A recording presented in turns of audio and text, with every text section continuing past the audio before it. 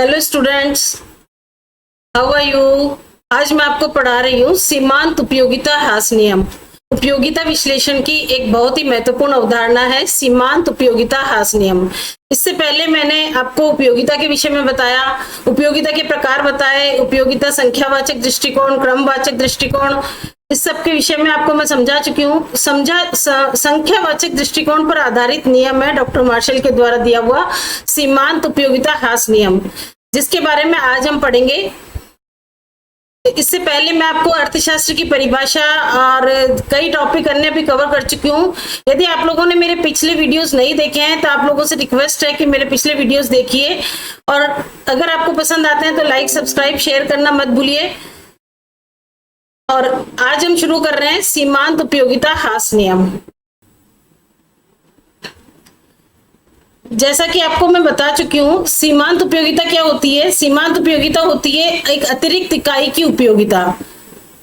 पिछली लेक्चर में मैंने आपको बताया मार्जिनल यूटिलिटी का फॉर्मूला होता है total utility of n minus total utility of n minus 1 item. सीमांत उपयोगिता, जब कोई उपभोक्ता किसी वस्तु का उपयोग बढ़ाता जाता है तो हर अतिरिक्त इकाई से मिलने वाली उसकी उपयोगिता घटती जाती है, अन्य बातें समान रहने पर।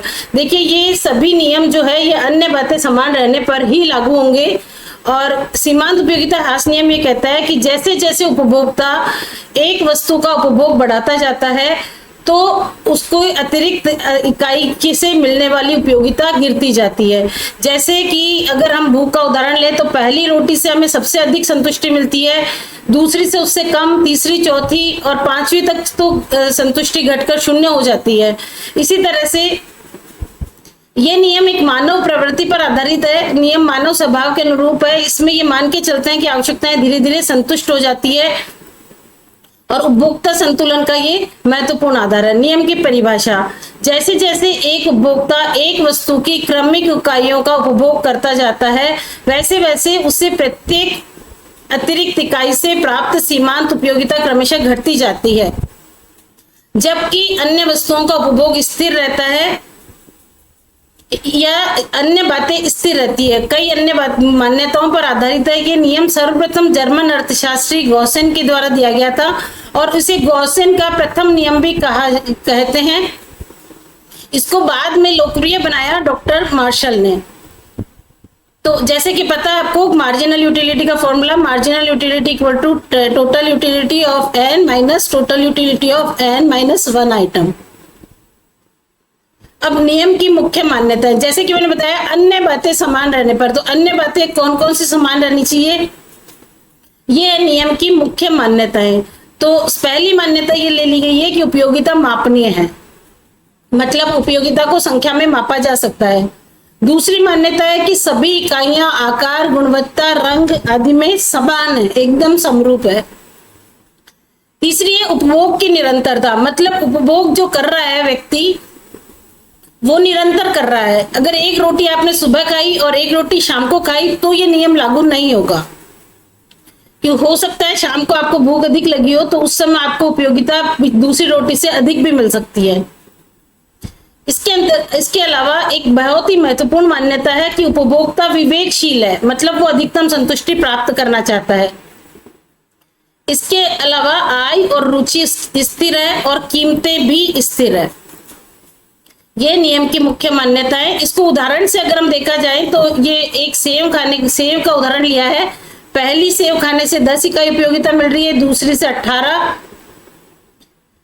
दूसरी से 8 मिल रही है, सीमांत उपयोगिता 8 है और कुल उपयोगिता हो गई है 18। तीसरी सेव से उपयोगिता मिल रही है 6 और कुल उपयोगिता हुई है 24। चौथी सेव से उपयोगिता मिल रही है 4 और इस तरह से पांचवी सेव से मिल रही है 2 और छठी सेव से उपयोगिता 0 हो जाती है। और इसके पश्चात भी यदि उपभोक्ता सेव का उपभोग करता है तो उसकी उपयोगिता ऋणात्मक भी हो सकती है, वो हो रही है -2, मतलब प्रत्येक अतिरिक्त इकाई से उसकी उपयोगिता लगभग गिरती जा रही है।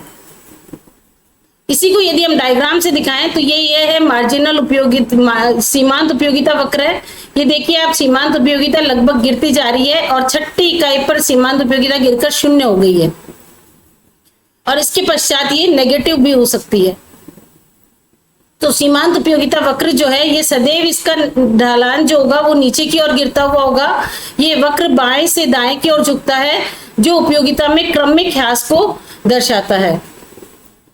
जहां कुल उपयोगिता जीरो होती है, जहां सीमांत उपयोगिता जीरो होती है वहां कुल उपयोगिता अधिकतम होती है।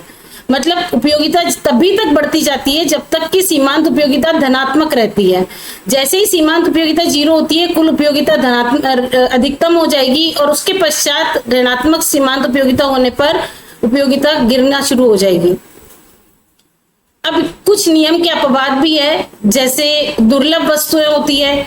तो दुर्लभ वस्तुएं जैसे डाक टिकट, पुराने सिक्के या ऐसी कुछ वस्तुएं, ऐसे लोगों का शौक होता है तो उन पर ये नियम लागू नहीं होता है, क्योंकि जैसे जैसे इन लोगों को ये वस्तुएं मिलती है वैसे वैसे इनकी उपयोगिता बढ़ती जाती है।